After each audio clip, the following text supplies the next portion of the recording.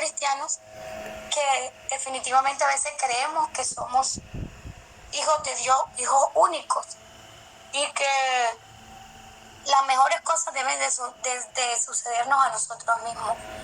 No, si vemos a una persona incrédula que le está yendo bien, cuestionamos por qué a esta persona le va bien, siendo que no es cristiano, y a nosotros, que somos cristianos, nos pasan situaciones difíciles.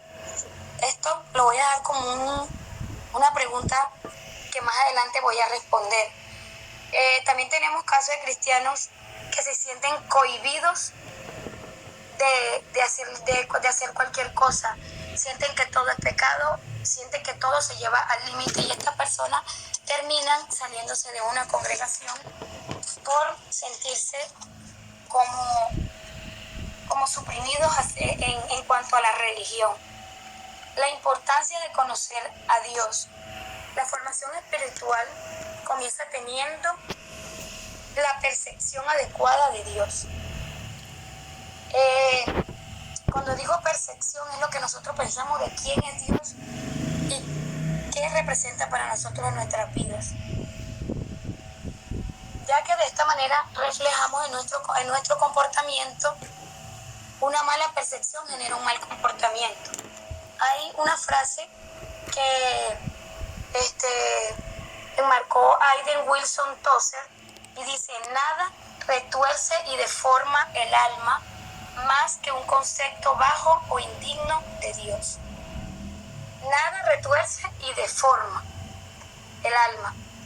Como le decía anteriormente, en el alma están nuestras emociones. Si tenemos una imagen distorsionada de Dios, vamos a tener una actuación nada agradable ante Dios ni ante la humanidad, porque vamos a actuar en pos de lo que nosotros creemos que no es. Dios es nuestro Padre, y como ese Padre nos ama tanto y conoce nuestras condiciones, Él sí reprende, pero aún así lo hace con una voz suave y tierna del Padre que nos corrige. En Hebreos 12, del 5 al 6, nos dice: y habéis ya olvidado la exhortación que como a hijos se os dirige, diciendo: hijo mío, no menosprecies la disciplina del Señor, ni desmayes cuando eres reprendido por Él, porque el Señor al que ama disciplina y azota a todo el que recibe por hijo. Cuando nosotros, le estoy metiendo en esta introducción acerca de quién es Dios, para que primero conozcamos, o sea, cómo estamos nosotros mentalmente para estar. Hebreos 12:16. 12, 5 y 6. ¿Cómo tenemos nosotros nuestra mente para poder hallar una percepción de Dios? Aquí nos habla sobre la reprensión, que como decía la pastora en clases anteriores, no nos gusta que nos reprendan. No nos gusta que nos reprendan nuestros padres, nuestros amigos, nuestros pastores, no nos gusta que nos reprendan. Muchas veces rehusamos a la reprensión, otras veces pues las aceptamos. Pero Dios nos va a reprender como un padre, así como nosotros como padres, porque todos aquí somos padres. Cuando nosotros tenemos un bebé, desde que es un bebé y de pronto hace un berrinche o algo, se le habla con voz fuerte y se le dice: no hagas eso. Y este bebé va adaptándose a que cuando mamá o papá habla con voz fuerte, es que lo está reprendiendo en cuanto a algo que está haciendo. Pero cuando este bebé llega a una edad infancia no se dice, de 3, 4, 5 años, el regaño ya no pasa nada más de alzar una voz, sino si estás haciendo un berrinche, o pegaste, o hiciste algo, te puedo dar 2 nalgadas, o sea, ya la reprensión va aumentando. Así, sucesivamente, cuando va creciendo ese niño, esa niña, ese ser humano, la reprensión va a aumentar. Así es nuestro Padre con nosotros, sí nos va a reprender, porque hay personas que dicen: Dios no castiga, Dios no, pero Dios no castiga, pero sí reprende. Y nos va a enseñar esa formación y ese conocimiento, lo vamos a ver por medio también de esa reprensión que Él, como buen Padre, nos da a nosotros. Voy a hablar de unos ejemplos bíblicos de personas que tuvieron una percepción bíblica de Dios extorsionada. Aquí tenemos a los amigos de Job, que ellos veían un Dios que al que se portaba bien, le iba bien, y un Dios que el que se portaba mal lo iba a castigar. De esta forma, ellos pensaron que Job estaba actuando mal y le decían que se arrepintiera y que hiciera la cosa, que le diera perdón para que el Señor le diera lo bueno que anteriormente le había dado. Por eso en esta situación de Job vemos que no solo Dios, a las personas que pecan igual el Señor también las ama y tendrá su reprensión, pero en este caso vemos cómo ellos distorsionaron la verdad y cómo estaban acusando a su amigo sin saber en realidad por lo que estaban pasando. Otro caso que tenemos es el de rey David, cuando cuando el Señor elimina a Usa. Yo creo que todos conocemos esta historia, cuando el rey David se fue con ellos, se fueron en el arca, la llevaron en un carro, era un carro nuevo, ellos de pronto vieron un Dios permisible, un Dios que dijo, no pasa nada, se va a agradar, la ley dice que tenemos que llevarlo en palos aquí a los hombros, pero esto es mejor, es más lujoso. Y el arca, los burros, los caballos tropezaron, ahora no me acuerdo si es caballo o burro, pero bueno, con tal que tropezaron, y el arca se iba a caer, y Usa fue a meter la mano para que no se cayera el arca, y inmediatamente muere. El rey David se pone muy triste y se enoja mucho con Dios, teniendo una percepción errónea de Dios, porque en este caso el Señor había estipulado unas leyes y ellos estaban desobedeciendo. No era que Dios es una persona mala que porque lo tocó, lo eliminó, no, estaba corrigiendo la parte de que ellos estaban confundiendo la divinidad de Dios ante las emociones del hombre. Muchas veces nosotros queremos hacer cosas buenas creyendo que lo estamos haciendo de parte de Dios y por Dios, pero también tenemos que tener una buena percepción de quién es Dios y cómo Él actúa en nuestras vidas para saber cuándo estamos haciendo buenas acciones, buenas cosas según nuestras emociones y cuándo estamos haciendo las cosas según la obediencia y la voluntad de Dios. La gente promedio veía a Dios como un Dios vengador, ese Dios que si nacía un niño con malformación era que se estaba vengando de esa familia por algo que había hecho. Entre otros, los discípulos pensaban que Jesús era un sectario y por eso reprendieron a los hombres sinceros que ministraban en el nombre de Jesús. Como muchas veces nos puede pasar a nosotros que en nuestra doctrina creemos que nosotros solos podemos hacer cosas, podemos reprender, poner la palabra y otros no pueden. Si tienen una sana doctrina, ellos también pueden hacerlo y después que sea en el nombre de Jesús. Hay dos puntos que voy a resaltar en cuanto a lo que estamos estudiando y dice cómo podemos desarrollar una percepción sana de Dios. Anteriormente les está hablando las percepciones erróneas que nosotros podemos formarnos en nuestra cabeza. Les cité unas historias bíblicas de la distorsión que tuvieron de la percepción de Dios y ahora voy a hablarles de cómo podemos desarrollar una buena percepción. No sé si alguien quiere dar un punto y decir, bueno, yo pienso esto, yo pienso lo otro. Sería bueno y así hacemos un poco didáctica la exposición. ¿Cómo podemos desarrollar una percepción sana de Dios?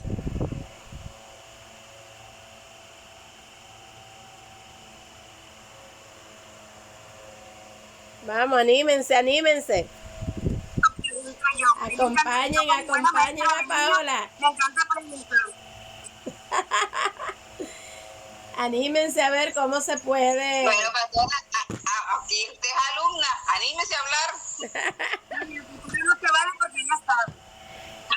Eso es trampa. Mi opinión yo la tengo para el final, que cuando ella termine. Así que anímense. Bueno, el pastor Jairo, que de pronto se le descargue el celular, que nos diga cómo podemos desarrollar una percepción sana de Dios. O se nos fue. Hermano Jairo, ¿cómo usted? Se nos fue. Aquí estoy. Ahí está, bueno. ¿Qué nos puedes decir, pastor Jairo? ¿Cómo podemos tener una percepción sana de Dios? Yo pienso que debemos leer las Escrituras, escudriñarlas y conocer quién es Dios para poder uno dar una opinión. Quien no conozca la Escritura y no la escudriñe, pues no podrá dar un concepto claro de lo cómo se comporta Dios, quién es Dios. Y además que Dios, como es soberano, tampoco es tan fácil. Él da ciertos secretos que Dios, que uno puede comprenderlos o se los revela en la Biblia, pero Dios no ha dado todo respecto a él. Entonces, al menos si uno la escudriñara totalmente, podría tener una idea, pero nadie conoce realmente a Dios, o sea, porque Él es soberano y Él solamente en la Biblia reveló ciertas cosas, no reveló todo lo que Él es. Muy bien, pastor. Tiene un 8.5. Le faltó otra parte. Pero bien, muy bien. Bueno, aquí nos dice, Dios es el mismo por la eternidad, pero ha sido distorsionado su imagen por la tradición. Estas tradiciones las vemos a veces, como decía Ingrid, si nosotros nacimos en una familia católica, a veces es más difícil cambiar estas personas de religión que una persona inconversa que no tenga ningún tipo de inclinación religiosa. Si viene de tradiciones de otro tipo de religiones o personas que en su familia no comparten la palabra, dicen creer en un Dios pero no comparten la palabra, en conceptos erróneos, se le puede esto incluir en una congregación, un pastor, un concepto donde desde niño este pastor ha estado dándole palabra a estas personas erróneas de un Dios, de pronto el tema de las iglesias legalistas, de un Dios donde no pueden usar arete porque eso es pecado, donde si se pintan, se maquillan, entonces vienen a ver un Dios más como superficial que un Dios con una espiritualidad sincera y de corazón, una espiritualidad profunda, no superficial. También por el pecado. Hay personas que tienen esa imagen del Señor en cuanto al pecado, que si ellos pecan ya no son dignos de estar cerca de Dios, ya ellos viven una vida en el deleite, una vida de liberación sin consecuencia. La culturalmente puede en este caso de las religiones, de las etnias indígenas, que ellos nacen en una cultura donde ellos tienen sus propios dioses y cómo es que hay unos estilos de vida diferentes, que es difícil que ellos puedan tener esa percepción sana del Señor, mas no imposible.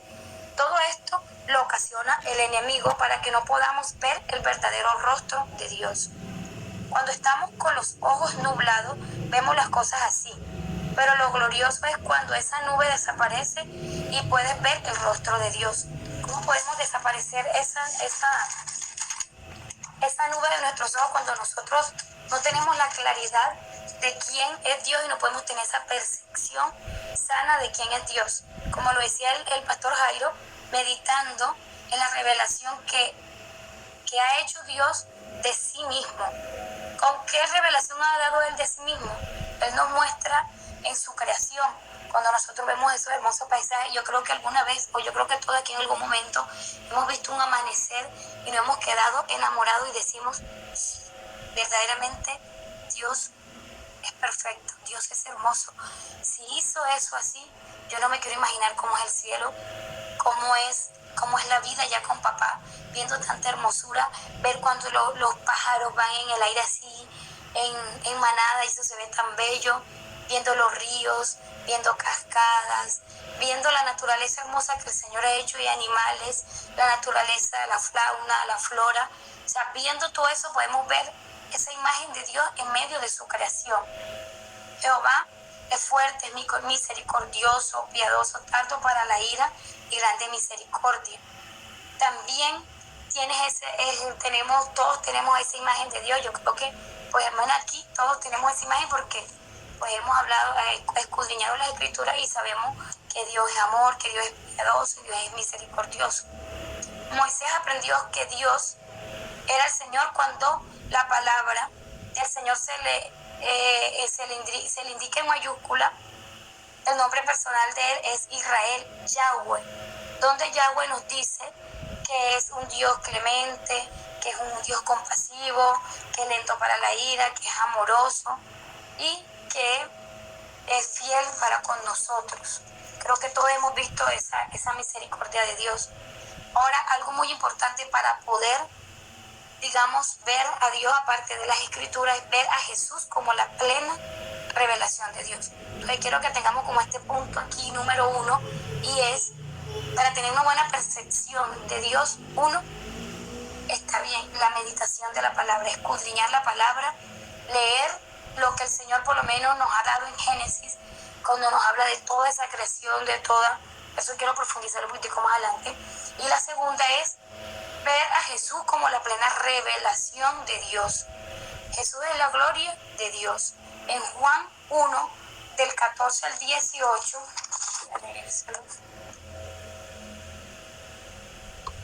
en Juan 1, del 14 al 18 dice: en el nombre del Padre, del Hijo y del Espíritu Santo, y aquel verbo fue hecho carne y habitó entre nosotros, y vimos su gloria, gloria como del unigénito del Padre, lleno de gracia y de verdad.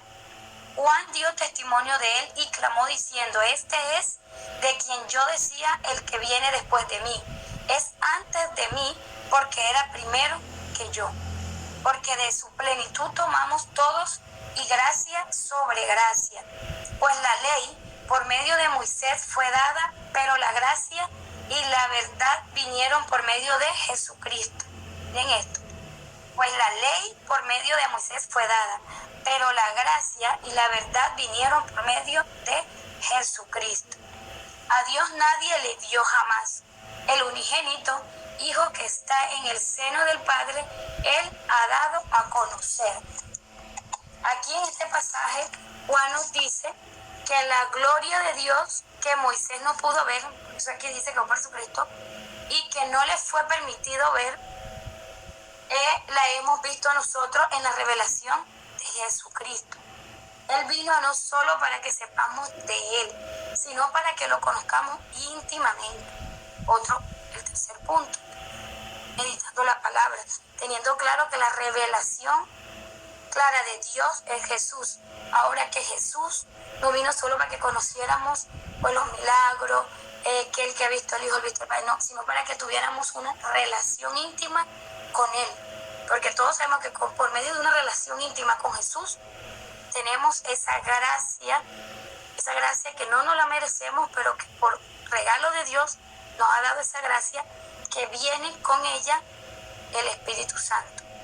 Ese bello amigo, esa persona que es la que nos va a ayudar al momento de hacer una buena interpretación de la palabra. Nos va a mostrar esa imagen de Dios como es. El nombre Padre se revela más en el Evangelio. Este es un dato, lo resalté porque me gusta. El nombre Padre se revela más en el Evangelio, revelado por medio de la fe en Cristo. En el Antiguo Testamento la dice 15 veces y en el Nuevo Testamento se utiliza 245. El Romano nos habla acerca de cuando nosotros recibimos a Jesucristo, el Espíritu Santo llega a nuestra vida, nos da ese espíritu de adopción, por lo cual decimos Abba Padre, ¿cierto? Abba Padre, o sea, nosotros nos da identidad de hijo. Cuando nosotros recibimos a Cristo, cuando lo aceptamos y cuando vemos que Jesús es la revelación de Dios Padre, nosotros tenemos esa identidad, como cuarto punto, esa identidad de hijos. No simplemente quién es Dios el Todopoderoso, el Creador del cielo, no. ¿Quién es Dios mi Padre? Cuando nosotros tenemos claro esa identidad de hijos, que decimos Dios es mi Padre, la mentalidad de un Dios amoroso, de un Dios fiel, bondadoso, misericordioso, paciente, es fácil desarrollarlo en nuestra mente. Mientras que una persona que no tiene identidad de hijo, como decían al principio, va a juzgar, va a decir, murieron 200 personas en tal sitio, Dios los castigó porque estaban haciendo tal cosa.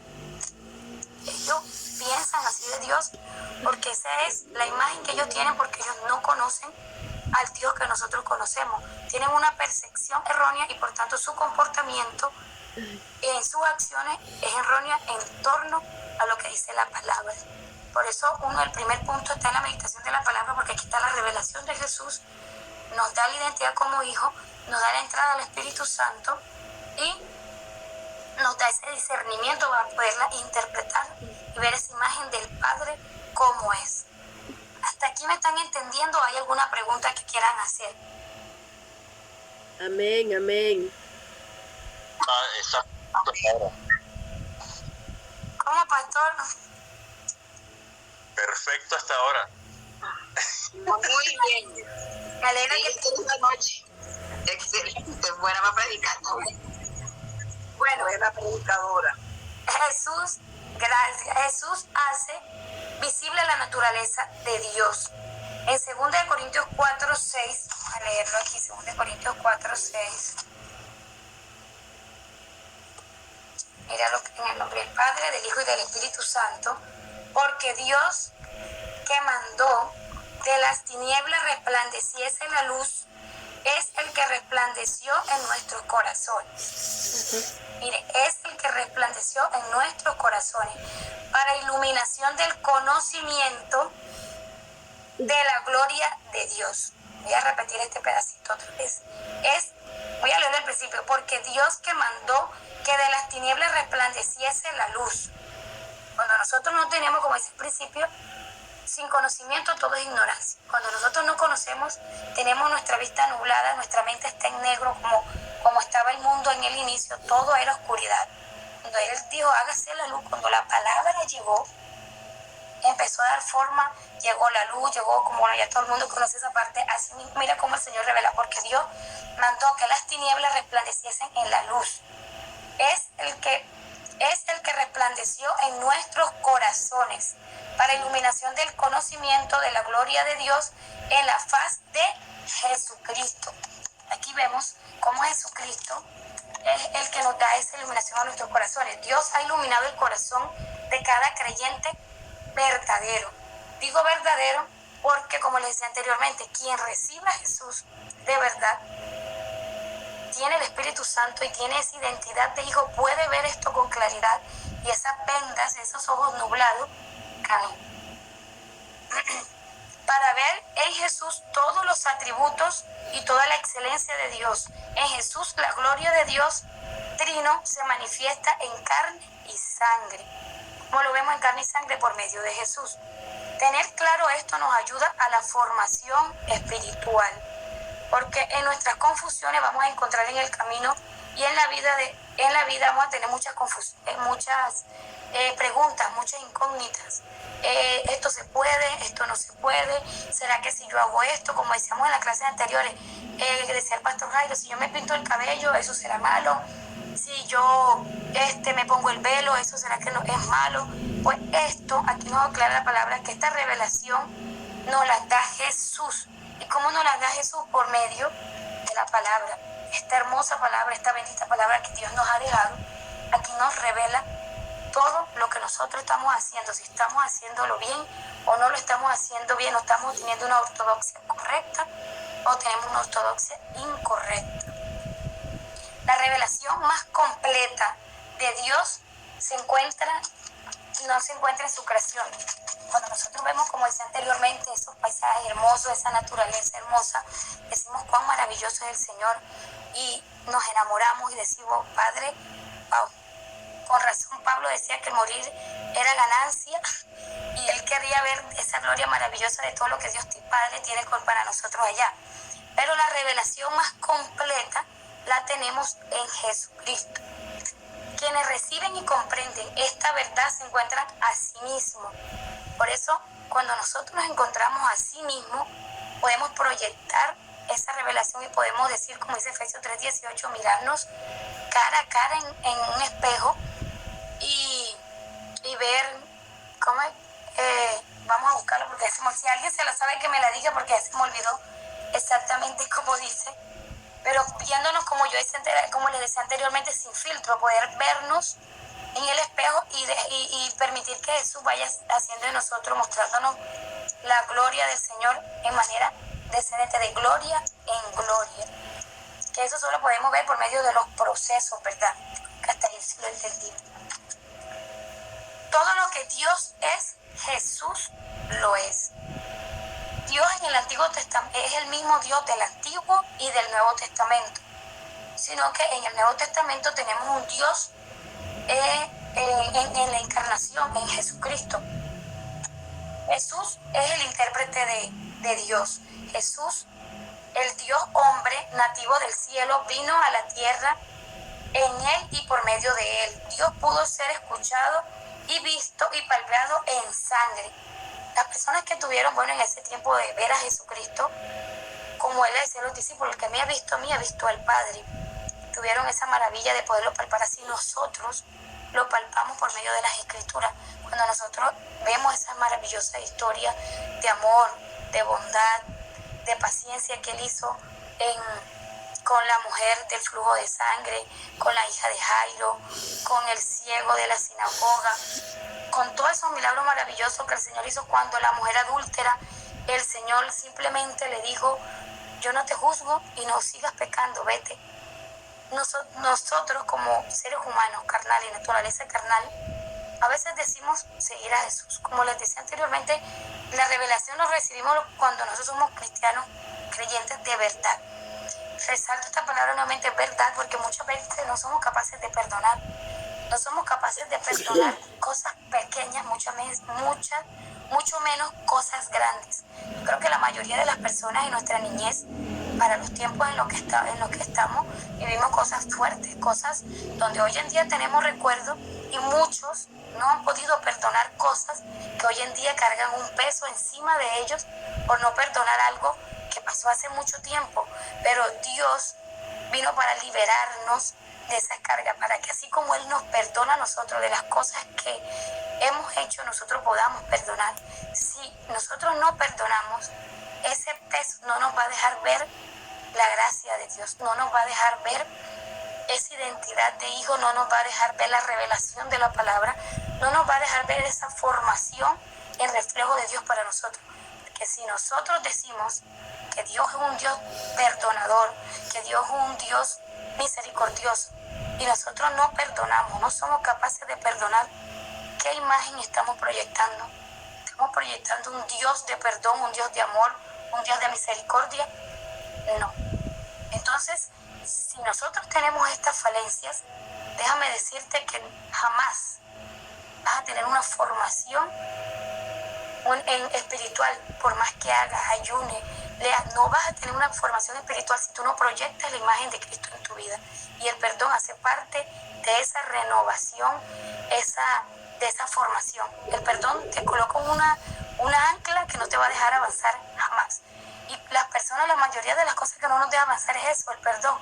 Porque no, es que yo cuando estaba chiquita el cielo en esto y no sé qué, no, perdona. No, que ya se murió, yo lo perdono. Yo no, ya que, perdónalo, si está muerto igual, no importa. Te vas a quitar un peso de encima y vas a poder ver esa imagen maravillosa de Dios, de un Dios de amor y de perdón. Si Dios perdonó a las personas que estaban quitándole la vida, que lo habían escupido, que lo habían maltratado, que lo habían insultado, que lo habían humillado y lo habían puesto ahí delante de su madre como lo peor, porque ahí estaba su madre, estaban sus amigos y aún así lo humillaron. La cruz era una muerte para humillar y Dios vivió esa humillación.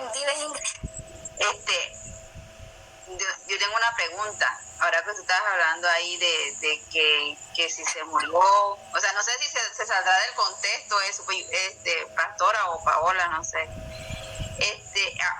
Ahora que mi abuelito se murió, una hermana de mi mamá, ella estaba mal y tenía como un dolor en su corazón porque ella quedaba de venir a buscar a mi abuelo en tal fecha y ella posponía la fecha porque por el trabajo no lo podía cuidar. Entonces ella me dijo a mí: ay, yo me siento mal porque yo no fui a buscar a mi papá, yo no alcancé a traerme lo que no sé qué para cuidarlo. Pero en el momento cuando ya mi abuelo lo iban a llevar para el cementerio, ella lloró eso en el cajón y le decía: papá, perdóname porque no te fui a buscar. Y esa mujer lloró. Entonces, en ese caso, pastora o Paola, ¿ella recibe ese descanso o hay qué pasa ahí? O sea como ella depositó esas palabras en mi abuelo. O sea, estando muerto, ahí sí está muerto, pero ella se desahogó. ¿Eso es bueno o es malo o hay qué? Bueno, yo voy a decir algo, no sé qué era la pastora. Si estamos hablando de la revelación mediante la palabra y el perdón hace una parte vamos a hablar acerca de Dios, ¿verdad? Dios es un Dios de amor y es un Dios que es paciente y misericordioso y perdona. Ahora, bueno, el papá obviamente no le estaba escuchando, porque ya él no estaba en ese cuerpo. Yo no sé si ella sintió paz o no sintió paz diciendo esas palabras, pero pienso que esas palabras deberían ser más dirigidas como a Dios, que sí le escucha, de decirle: Señor, perdóname porque yo en vida pude hacer esto con mi padre y yo no lo hice, pero decírselo a él no en remordimiento, sino en arrepentimiento, porque el remordimiento lo hacemos como para sanar nosotros mismos, como para quitarnos la pena, pero el arrepentimiento lo hacemos desde adentro y eso debe de quedar como enseñanza. De pronto ya con su papá no lo va a poder hacer, pero sí lo va a poder hacer con su mamá, si está con vida, con sus hermanos, que eso le quede como una enseñanza en su vida, de que uno lo que puede hacer y debe hacer, lo tiene que hacer es en vida. Ya después de muerte, pues las palabras sinceramente están de más. Pero si ella le pide perdón a Dios, Dios la va a perdonar. Otra pregunta, o sea, también con respecto a eso, ¿por qué los psicólogos, la pastora no sé, por qué los psicólogos mandan esas terapias? Eso lo hicieron creo que con Eva. La mamá de Eva está muerta. Entonces los psicólogos envían a la persona a la tumba para que le hable. O sea, ¿eso ahí qué función cumple eso ahí? O sea, como para que se desahogue en una tumba, o sea, porque eso lo hicieron con la hermana mía. Está en la clase pasada acerca de la psicología, pues estudia más que todo como ese comportamiento humano, basándose como en la experiencia humana y emociones y eso, pero ellos no incrementan la parte espiritual. Para ellos Dios está fuera de esa, digamos, de esa disciplina, de ese estudio. Pero cuando hablas, la palabra dice: cuando tú confiesas tus pecados, pues tú te liberas. Yo siempre he dicho que la psicología y la parte espiritual es paralela. Lo único que ellos no utilizan la palabra Dios. En la psicología dicen que cuando tú dices algo, muchas veces, de hecho los coax, estos que estimulan para el progreso y esto, ellos dicen que se levantan y empiezan: hoy va a ser un día bendecido, hoy voy a trabajar esto, hoy voy a no sé qué. Ellos declaran tantas cosas en su vida buenas que ellos dicen que de declararlo, eso va a suceder. En la palabra dice que lo que dice tu boca, eso así será. Claro, nosotros lo decimos en el nombre de Jesucristo. Ellos lo utilizan de otra manera. El ellos hablarlo allá de pronto crea una sanidad en el alma superficial, pero en realidad eso no puede ser interno, porque esa sanidad interior solo la puede dar Dios. Ellos no van a encontrar paz yendo a la tumba, diciéndoselo todos los días, 3 veces al día. No van a encontrar la paz hasta el momento que le pidan a Dios que sea que los libere de esa carga, cuando toman, como decía anteriormente, a Jesús como el centro de su vida y el Espíritu Santo sea quien los guía. De resto, las palabras, como digo ahorita, se las lleva el viento. Solo cuando son dirigidas hacia Dios tienen respaldo. Listo. Bueno, vamos a seguir entonces. No estaba tan fuera del tema. Quiero aclarar algo ahí en cuanto a la parte de la psicología, que Ingrid hablaba sobre la terapia de ir a las tumbas, ¿verdad? El punto aquí es, Ingrid, que la psicología trata las emociones, ¿verdad?, del hombre, pero la trata desde un punto antropocéntrico.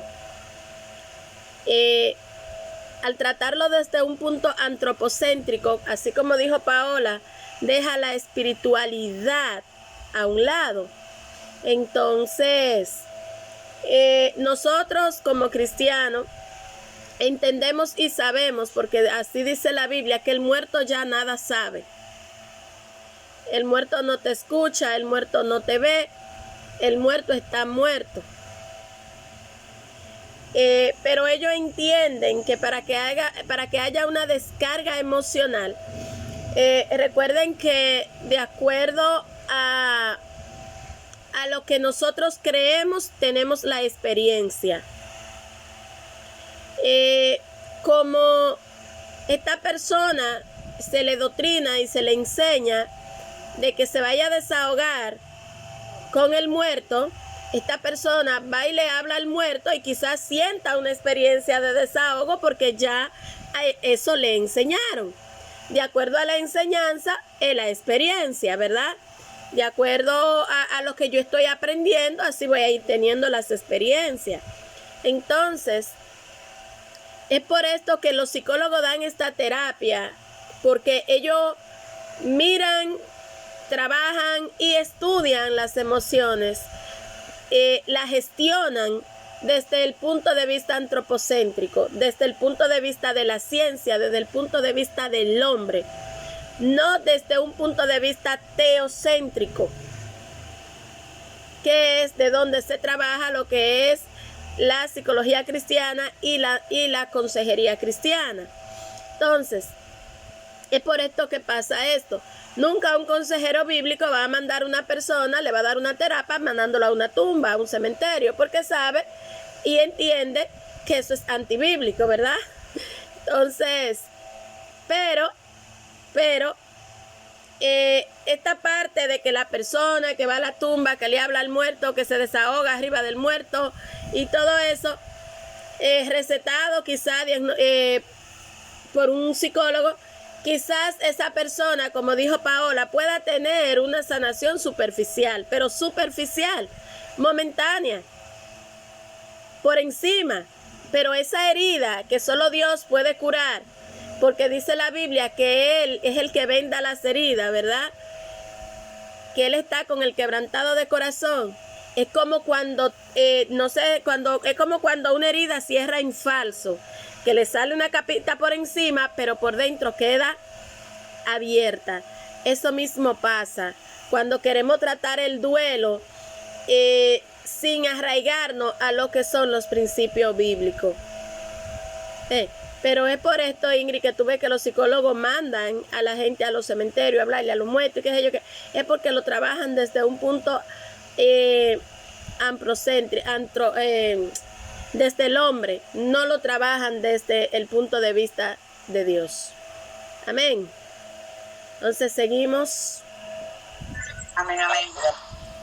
Concluimos con algo que igual seguía aquí, es solo a través de Jesús los pecados pueden ser reconciliados con Dios. Solo a través de Jesús. Siempre va a haber esa revelación que es Jesús como centro de nuestra vida, como esa revelación de esa percepción sana de Dios.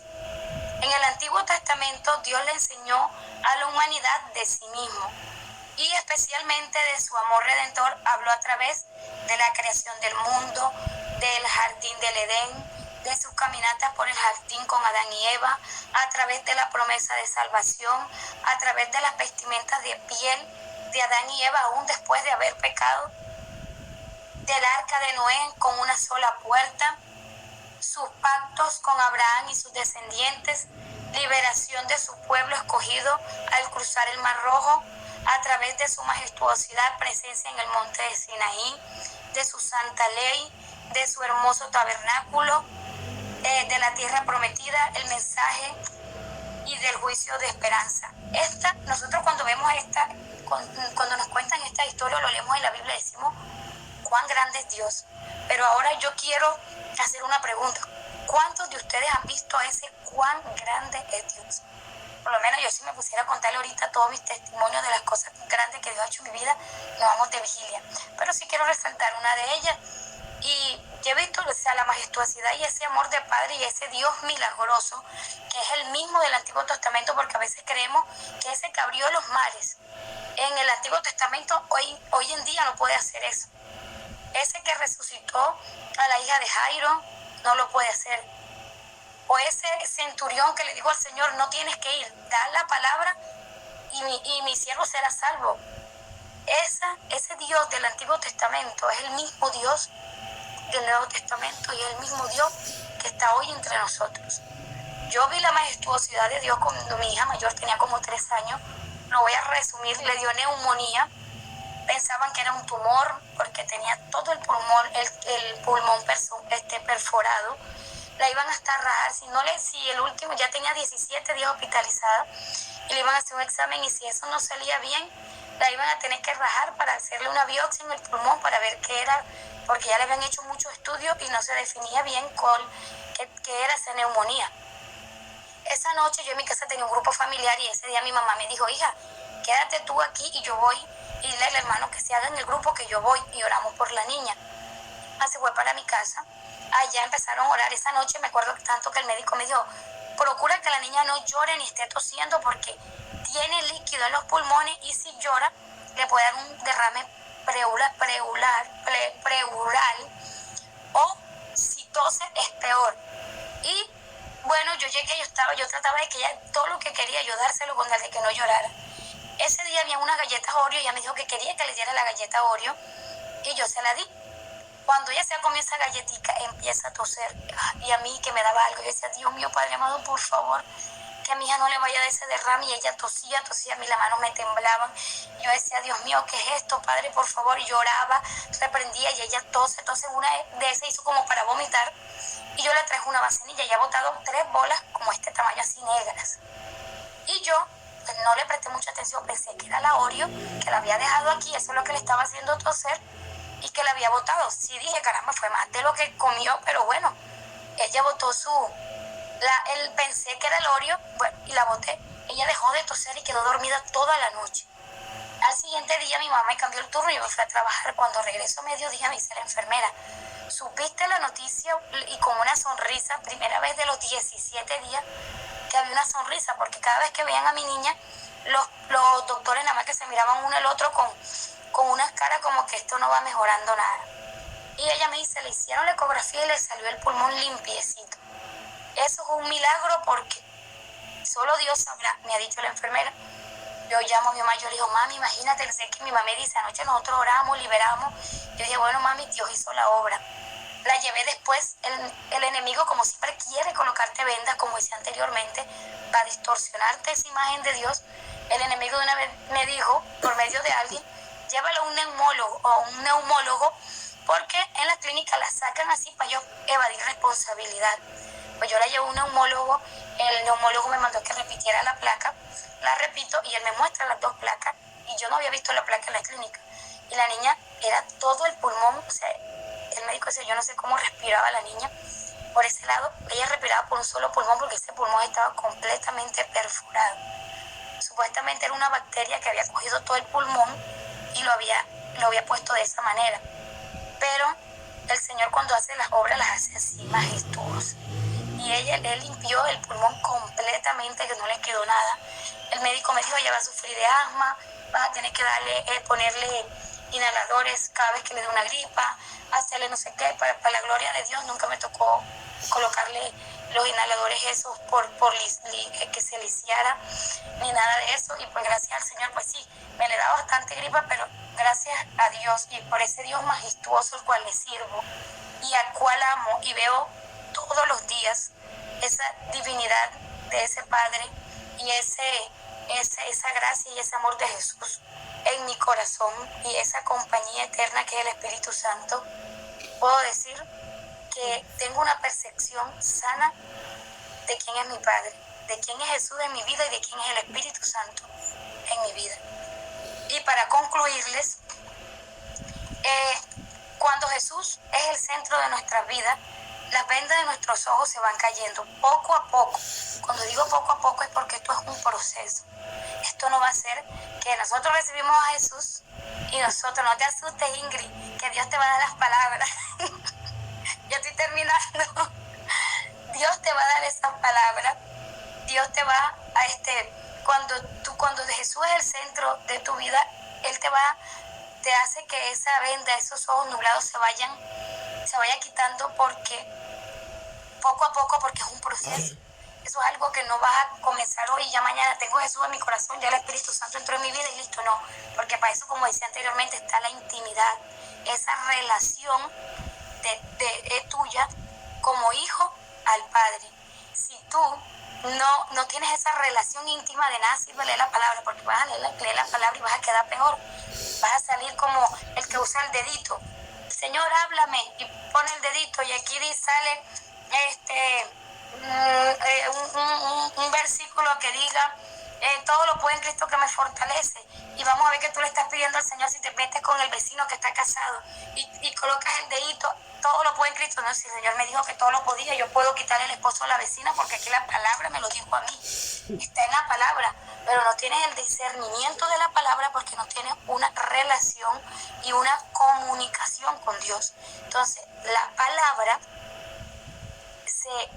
la puedes conocer en realidad y puedes tener esa percepción sana de Dios cuando tienes a Jesucristo en tu corazón, cuando te dejas guiar por el Espíritu Santo para que Él te dé el discernimiento de la palabra, para que pueda haber esa formación en ti.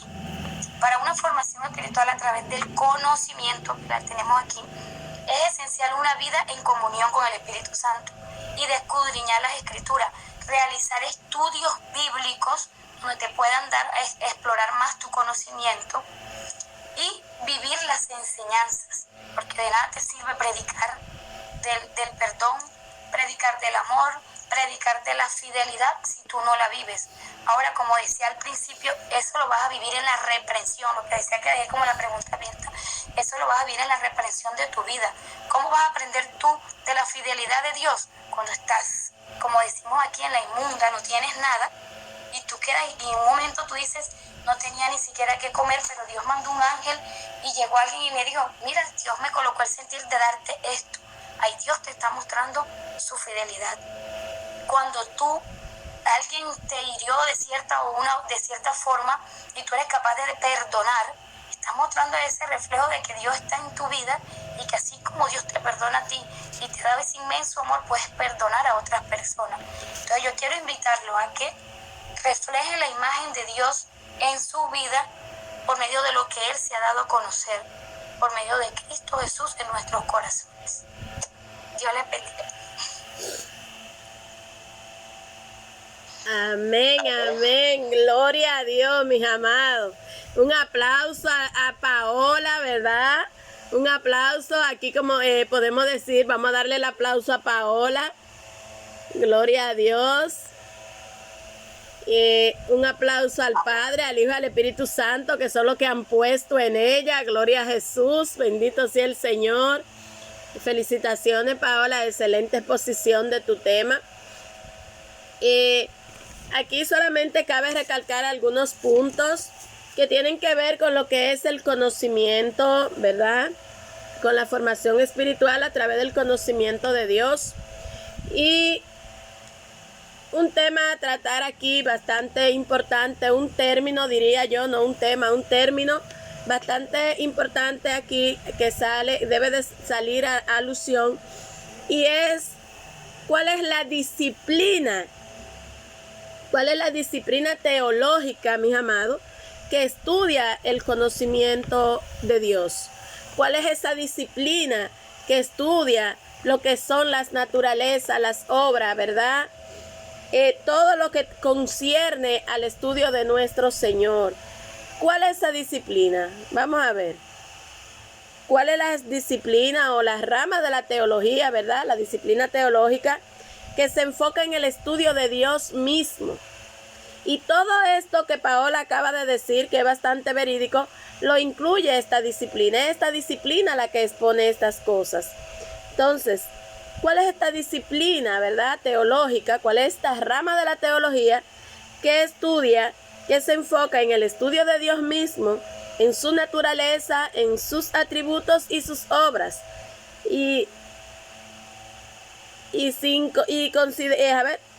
sus obras sin considerar su relación con la humanidad o el mundo creado. O sea, ¿cuál es la disciplina que estudia a Dios? Que estudia lo que es la naturaleza, los atributos, todo esto que Paola acaba de mencionar, las obras de nuestro Señor.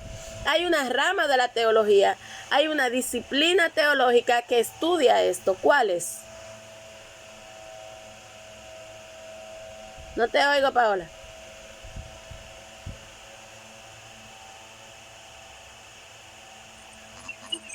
No escucho nada.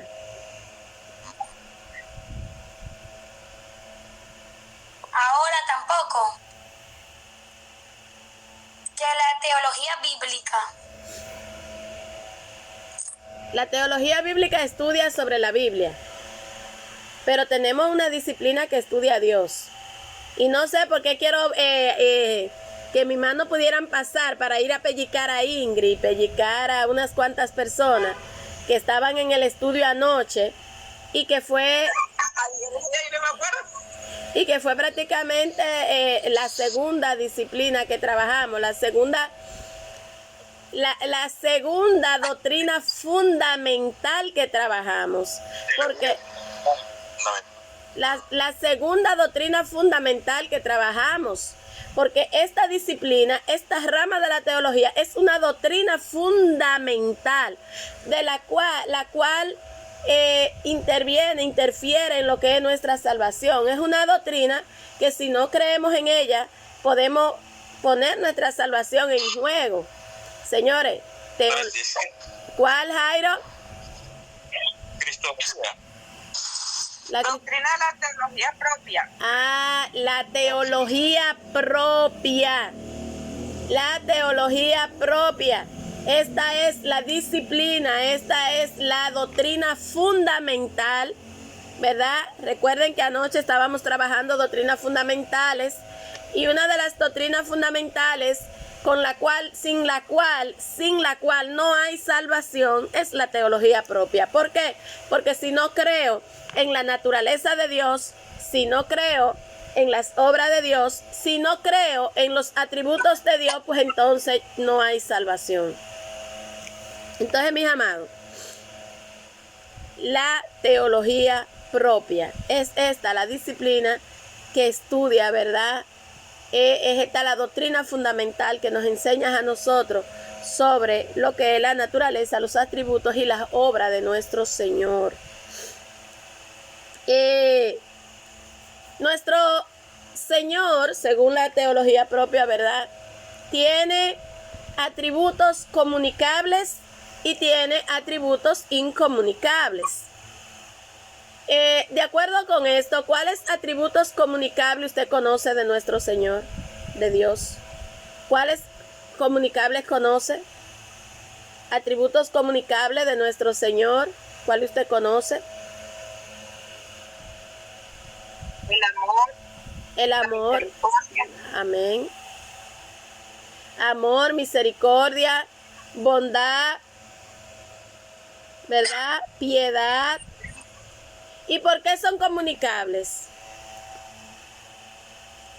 ¿Por qué existen atributos comunicables y existen los atributos incomunicables? ¿Por qué son comunicables y por qué hay incomunicables? Miren, hablamos porque podemos tener también ese amor, podemos tener esa misericordia, amén, ese perdón. Amén.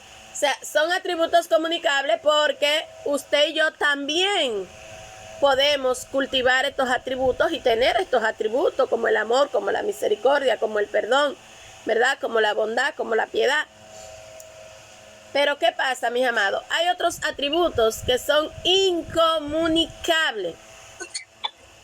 ¿Por qué son incomunicables? Porque solamente le conciernen a nuestro Señor.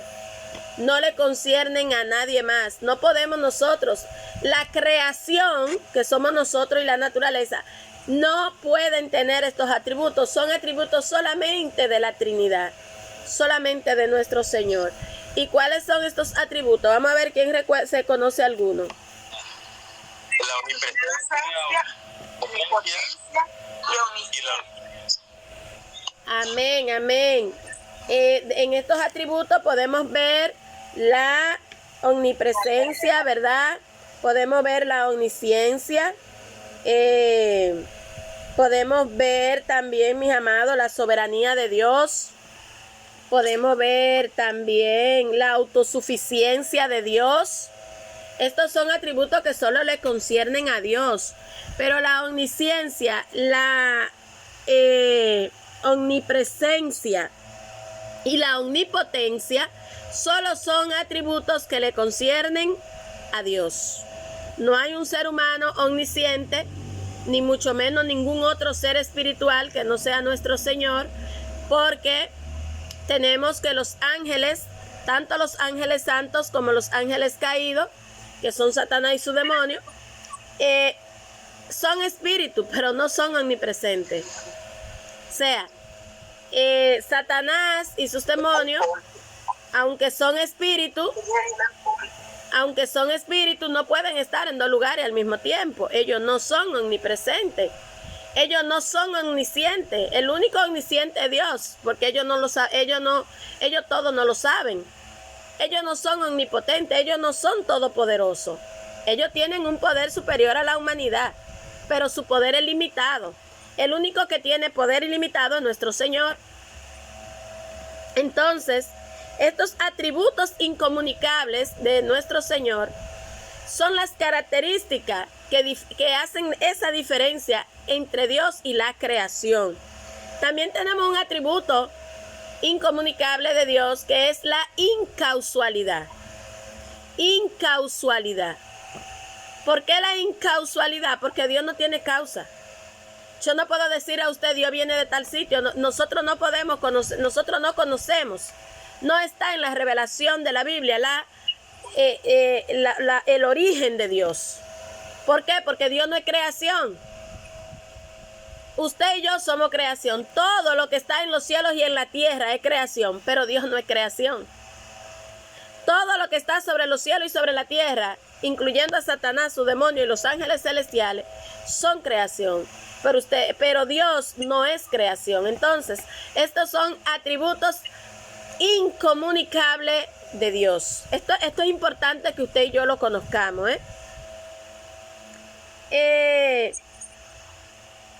Nosotros sabemos de Dios lo que Él le ha placido revelarnos a través de su palabra.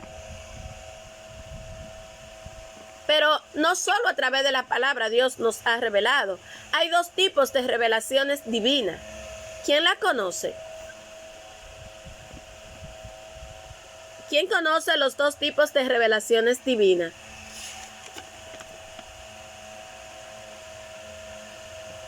La revelación especial. Sí, la revelación especial. ¿Y cuál es la otra? La general. Y la general, muy bien. La revelación especial y la revelación general. Estos son los dos tipos de revelaciones divinas. Estos son los dos tipos de las revelaciones por medio de la cual el Señor se les revela a su pueblo, ¿verdad? Se nos revela a nosotros, a la humanidad. La revelación general también se llama, usted la puede encontrar como revelación natural. Y la revelación especial también la puede ver como revelación sobrenatural. Entonces, mis amados,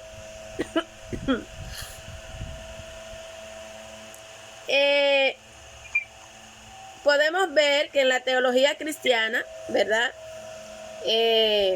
Estas son dos tipos de revelaciones divinas, ¿verdad? Dos maneras, las dos maneras principales en cómo se manifiesta la revelación.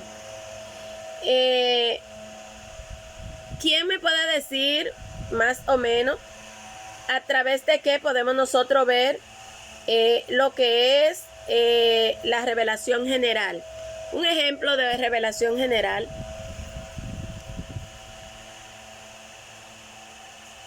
Un ejemplo de revelación general. ¿A través de qué Dios nos muestra su revelación general?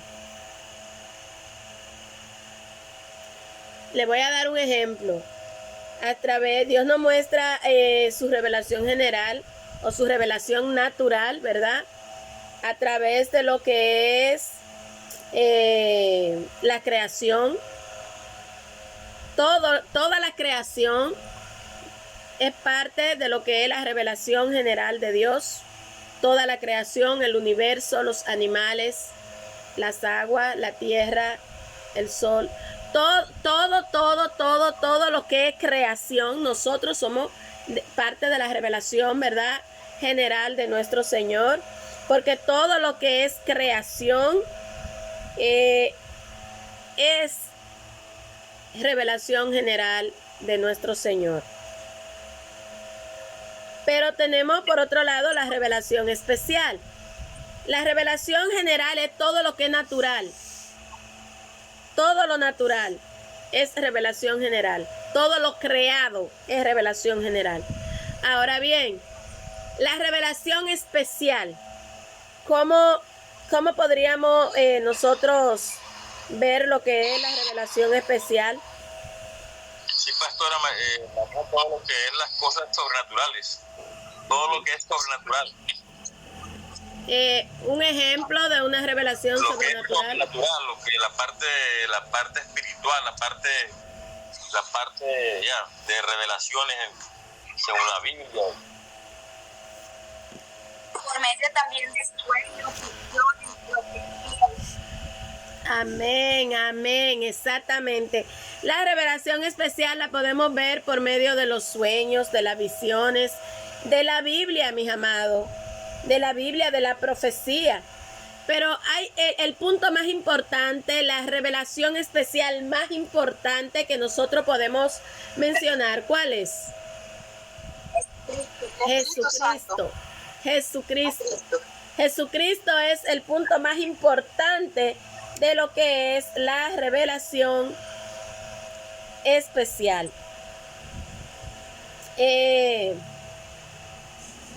Tenemos otro tipo de revelación general y es la conciencia, mi amado. Aparte de la creación, ¿verdad? Que es la naturaleza, su orden, su belleza, su complejidad. Esto es revelación general. Pero también tenemos la conciencia, que es la capacidad humana para distinguir, ¿verdad?, entre lo bueno y lo malo. La conciencia de un creador sugiere la revelación general. El que nosotros tengamos conciencia de que tenemos un creador, esto es parte de la revelación general.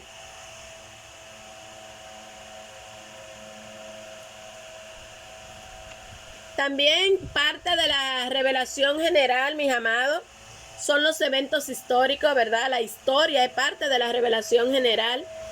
Y es que los eventos históricos pueden revelar la voluntad de Dios y su intervención en el mundo. Esto también es parte de la revelación general.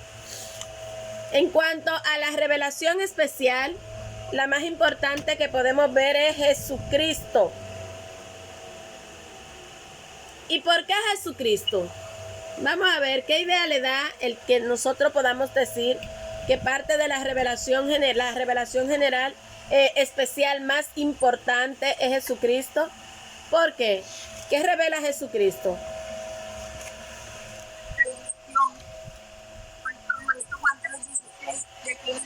Al mundo que dio a su Hijo, para que todo aquel que en él crea no se pierda, mas tenga vida eterna. Dios vino al mundo para salvar a la humanidad. ¿Y de qué manera vino?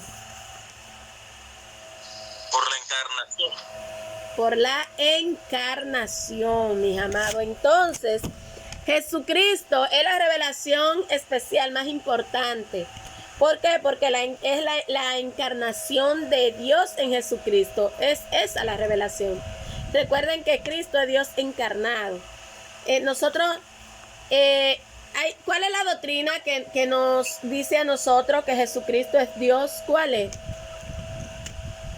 ¿Cuál es esa doctrina fundamental que si nosotros no creemos en ella podemos poner en juego la salvación? ¿Cómo se llama?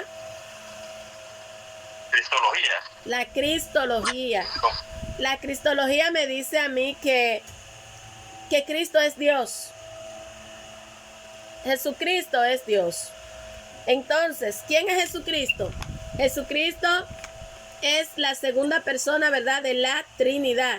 Recordemos que tenemos un Dios trino. Pero no es que Jesucristo sea una persona, que Dios sea otra persona y que el Espíritu Santo sea otra persona. Tenemos un Dios que es uno. Es uno, es un Dios trino. Y esto es algo que nosotros debemos de entenderlo. Entonces, mis amados, en cuanto a la encarnación, hay algunos puntos sumamente importantes que tenemos que conocer. Y la encarnación parte de la doctrina. Bueno, pastora, habla un poquito más despacio, que no alcanza ni a escribir nada, todo lo deja a la mitad. Ingrid, tú lo que quieres más despacio para que se vaya la hora y tú no exponer hoy. No, en serio, pastora, es en serio, no es en serio. Dejo todo por la mitad. O tengo que mover más la mano, ¿no? Bueno. Entonces, ¿dónde te quedaste, Ingrid?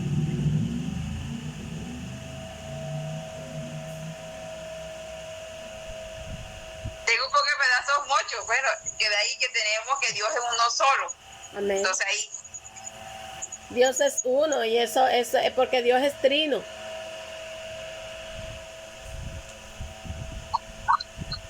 Entonces, estamos en la encarnación, mis amados. La encarnación es en la doctrina cristiana, ¿verdad? En la cristología. Es el evento central de la historia de Jesús. La encarnación. Pastora, perdón. Usted dijo que en cuanto a la encarnación hay unos puntos y quedó ahí. Ok. Bueno, la encarnación tenemos que ver algunos puntos, sí, en lo que es la encarnación de Cristo. Y el primer punto es que es el evento central de la historia de la salvación. La encarnación es el centro de la historia. Helen, ¿está diciendo algo, Helen? Entonces, la encarnación, lo primero que necesitamos conocer de ella es que es el evento central de la historia de la salvación. Sin encarnación no hubiese visto redención ni hubiese visto salvación. Eso es lo primero. Ay, disculpe, pastora, repite que no alcanza a escribir bien. La encarnación es el evento central de la historia de la salvación.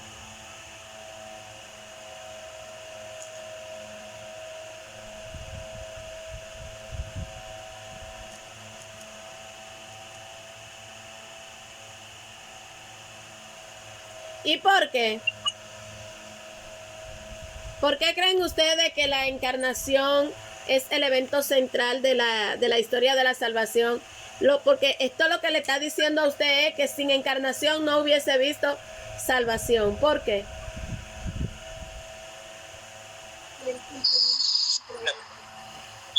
Cristo no hubiera muerto por nuestros pecados, entonces por tanto no hubiera habido salvación. O sea, cuando Él se encarna, ahí parte todo, ¿no? Que el Espíritu Santo llega y llega a María de una forma sobrenatural y se forma. Todo esto era porque estaba planeado ya que por Dios mismo que fuera así para poder salvarnos a nosotros nuestros pecados. Amén.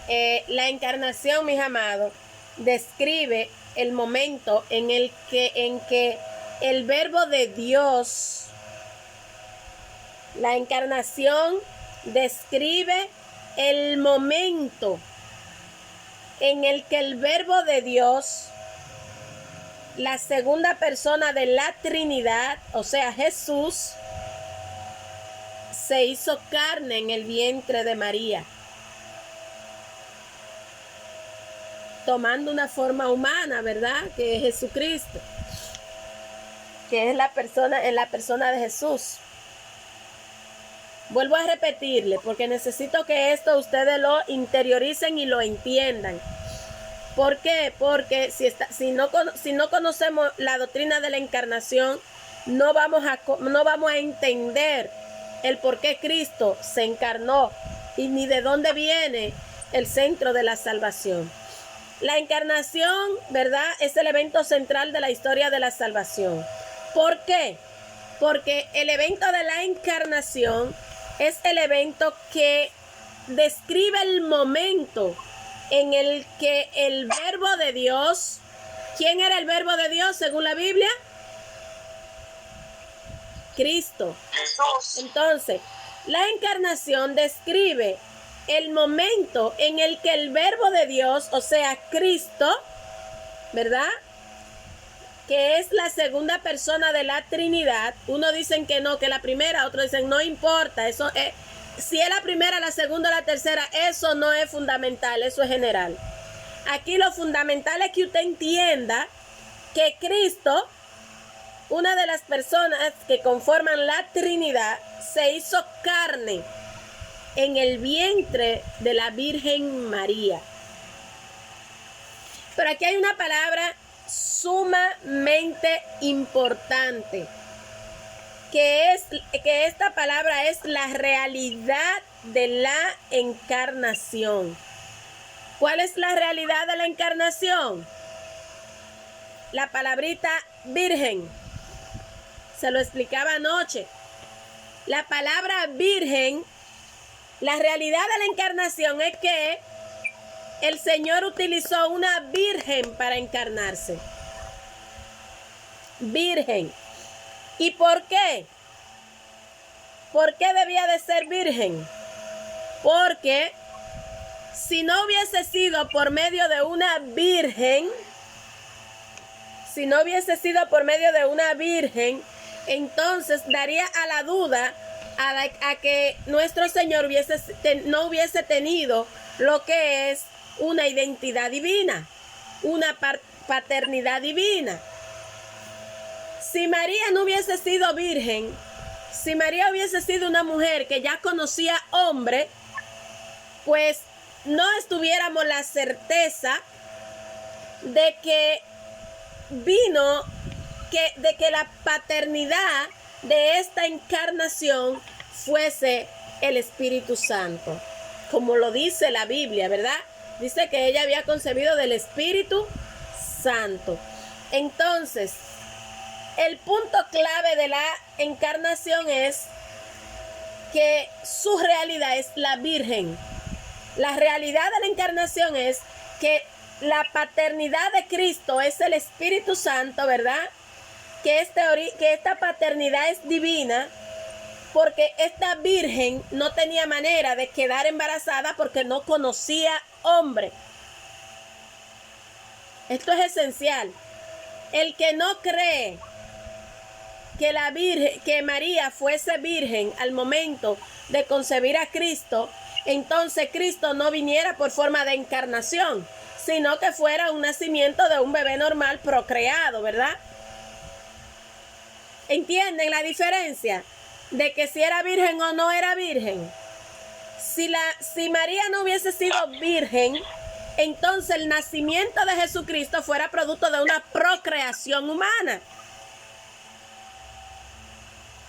Pero cuando lo miramos desde el punto de vista de la encarnación, entonces podemos entender que esto no es producto de una procreación humana, sino que la Virgen fue la herramienta, el puente, ¿verdad?, para nuestro Señor encarnarse y venir al mundo.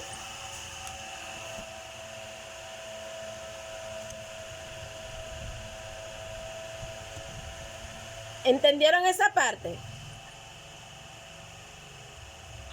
Amén, amén. Otra parte, mis amados, importantísima de la encarnación es que la encarnación implica que el Verbo de Dios, o sea, Cristo, tomó sobre sí mismo la naturaleza humana, con sus limitaciones y posibilidades, pero sin pecado. Y este es un punto profundo, este es un punto de análisis, porque cuando decimos que viene de una virgen, que viene por medio de una encarnación, no de una procreación, podemos afirmar y tener la certeza que viene sin pecado. Recuerden que en cuanto, ¿verdad?, ¿recuerdan el versículo bíblico? De que somos procreados en el pecado, ¿verdad? Que todos somos pecadores. Entonces, si nuestro Señor hubiese sido procreado por un hombre, fuera hijo del pecado. Pero la encarnación y el que María fuera virgen, esto refuta esa teoría de que nuestro Señor naciese del pecado. Nació por vía de una encarnación, no de una procreación. Si hubiese sido procreado, pues nace siendo pecador. porque en pecado fui concebido, dice la Biblia. ¿Están entendiendo la parte? ¿Por qué nosotros necesitamos creer y entender que nuestro Señor fue encarnado, no procreado? Si hubiese sido procreado, fuera un nacimiento de una persona normal, común y corriente, el cual fue procreado en pecado, fue concebido en pecado, como somos los seres humanos.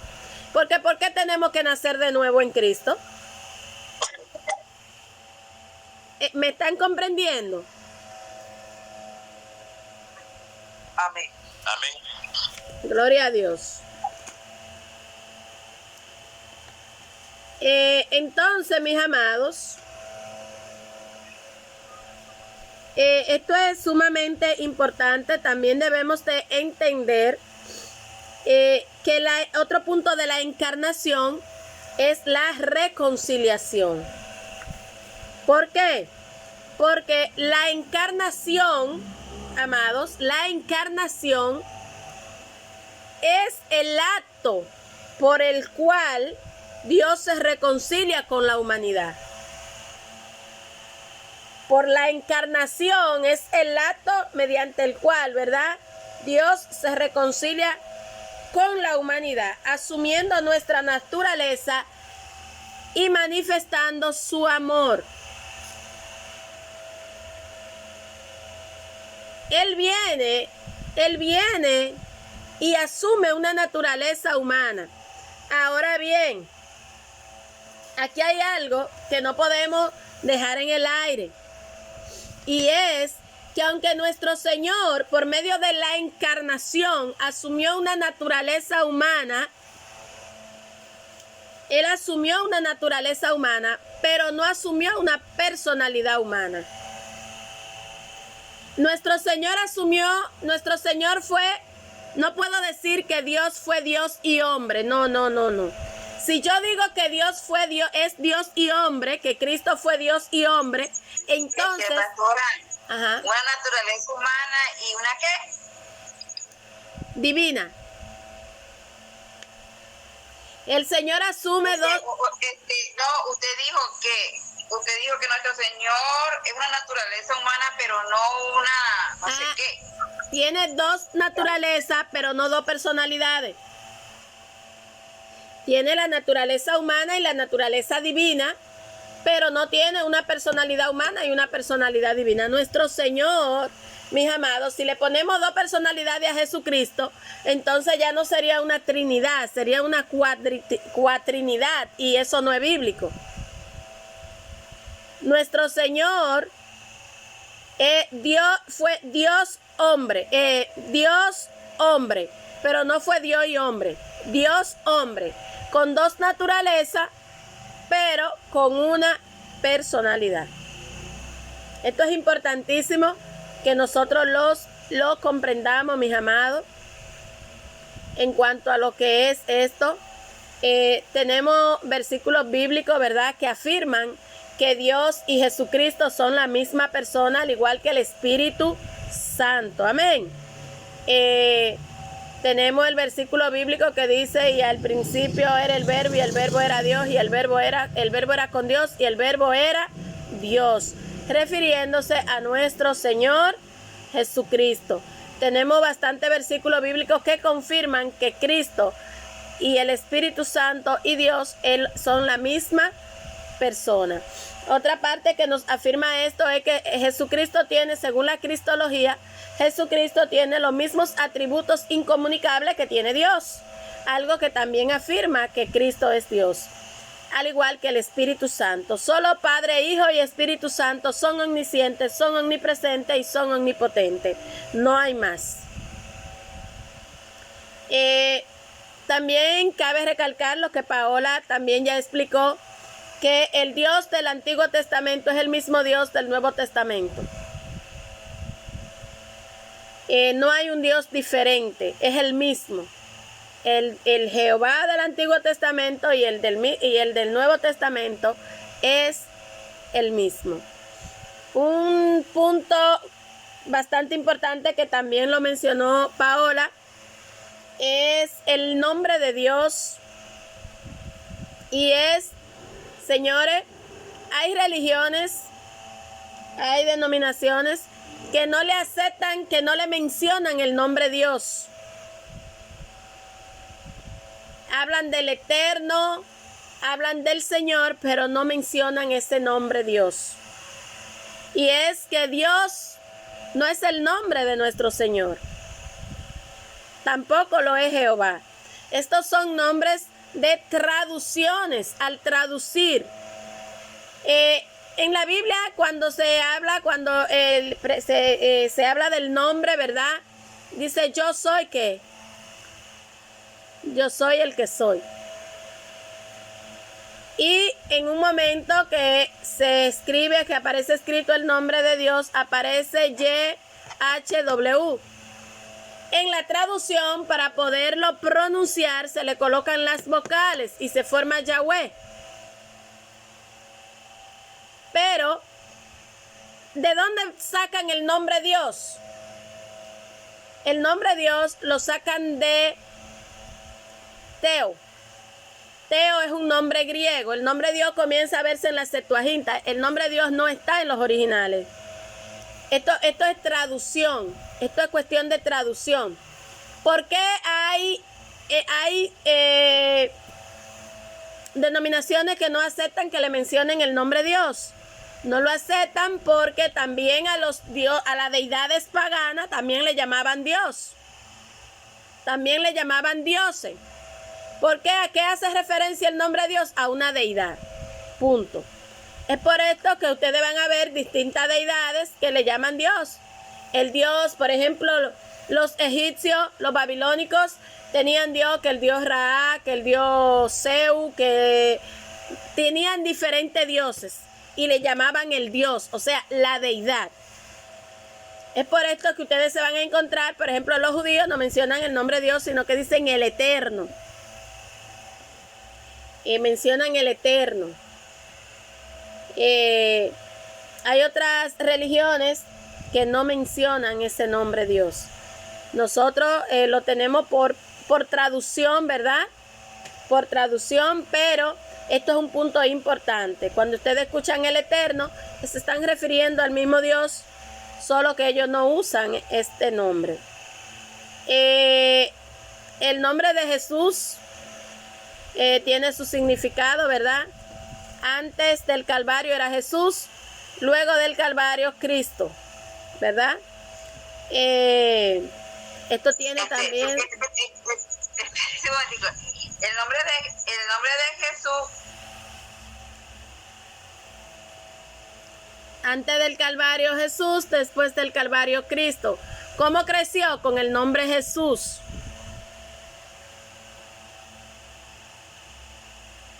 ¿Quién se recuerda por qué esto?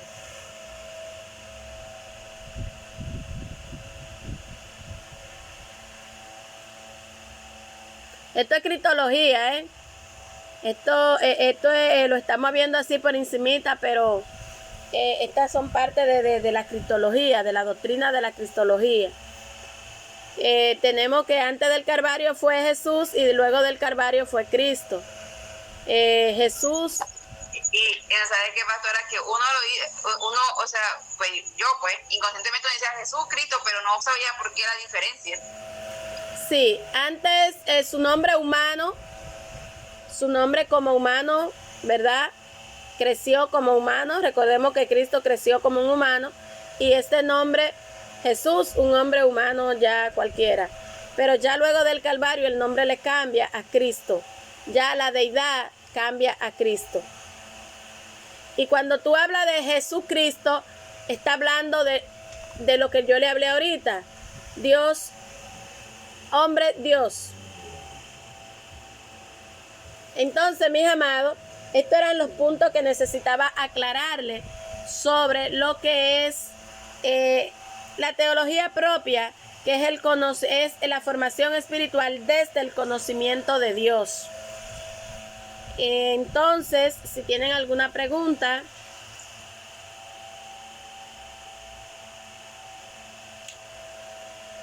No oigo, Ingrid. No, nada, que muy bueno todo, pastora. Bien. Entonces, nos quedan unos, bendito sea Dios, Ingrid, pero lo que nos quedan son 10 minutos. Ella feliz porque ustedes saben que ella, no sé, Ingrid, si quiere hacerlo hoy o lo quiera dejar para la próxima semana. Ay, qué rico. No, yo sí lo leí, pastora, yo leí eso, pero con el trajín el día y eso no me alcanzó ni el día de ayer. Pues Sí lo leí. déjalo entonces para que lo haga el martes, así lo hace con más tiempo. Ay, no, y es que me toca estudiar bastante, porque imagínate con esa conferencita de Paola. Ay, Paola se estudia uno. Entonces, déjalo entonces déjalo para el martes, así te da más tiempo, ¿verdad? Para prepararte mejor.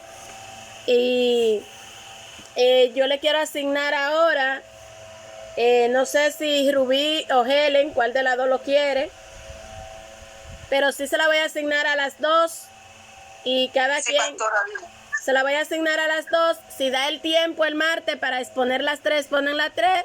Y si no, solamente expone una de las dos, pero se están preparadas, ¿verdad? La que no exponga el martes, expone el viernes. Amén.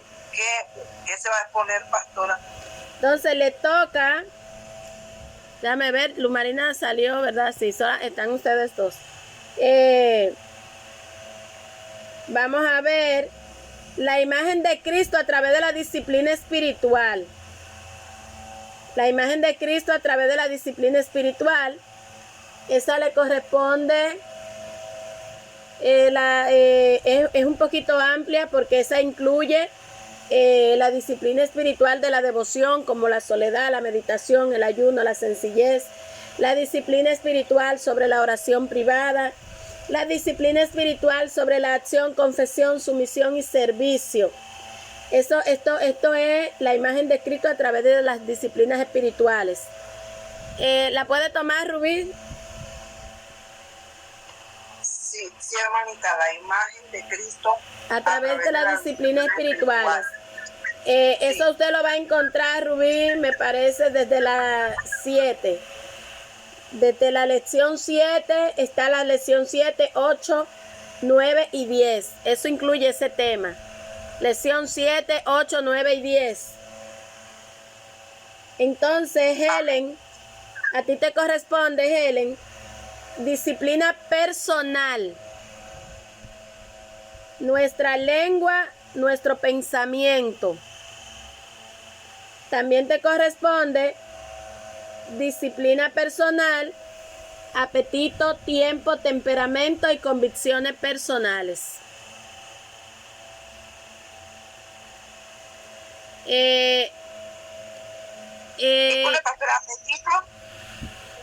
Apetito, tiempo, temperamento y convicciones personales. Esa es la lección número 12. Todo eso está en el material. A Rubí le corresponde desde la lección 7 a la 10. 7, 8, 9 y 10, Rubí. Amén, pastora. Y Helen, 11 y 12. Entonces, para Luz Marina, pero Luz Marina no está, pero como va a quedar grabado, ella la va a escuchar, que sería entonces para la siguiente semana. A Luz Marina le va